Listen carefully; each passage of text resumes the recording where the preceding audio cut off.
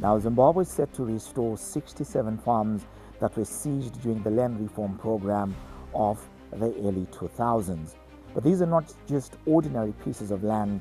These are farms that fell under the BIPA, the Bilateral Investment Promotion and Protection Agency, which was a treaty undertaken by the government of Zimbabwe vis-a-vis foreign governments, including that of Denmark, Germany, the former Yugoslavia, among several other governments. And our government has given an indication that a good 150 million United States dollars will be paid in compensation to those affected parties. But here, the key subject is the fact that the seizure of these farms was a clear violation of those international treaties, as well as a clear violation of domestic property rights.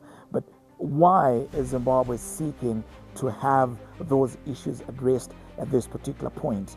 First, Zimbabwe is seeking to re-engage with the international community from an economic as well as financial standpoint against the backdrop of the country facing a debt overhang of over 24 billion United States dollars, 54% of those obligations being amounts owed to multilateral lenders, including the World Bank, the European Investment Bank, the African Development Bank, Paris Club institutions, among several others. And so this gesture here is to communicate that Zimbabwe is now ready once again to re-engage with the international community by means of observing property rights, observing international treaties, as well as meeting its foreign as well as domestic obligations. In 2020, government gave an indication that it would repay $3.5 billion to former farm owners as a demonstration of its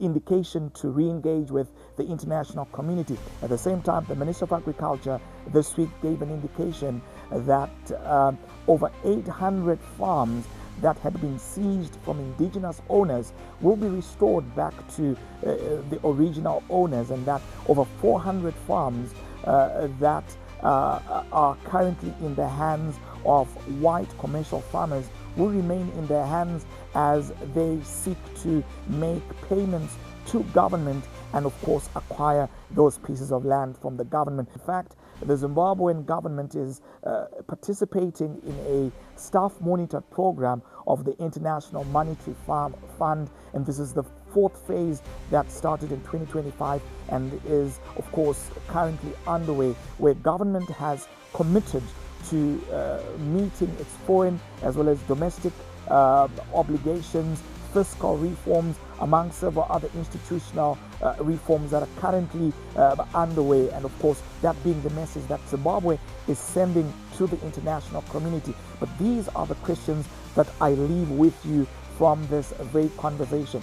First, is this enough to rebrand Zimbabwe? Second, will this restore Zimbabwe to its breadbasket status that it once enjoyed in the yesteryears?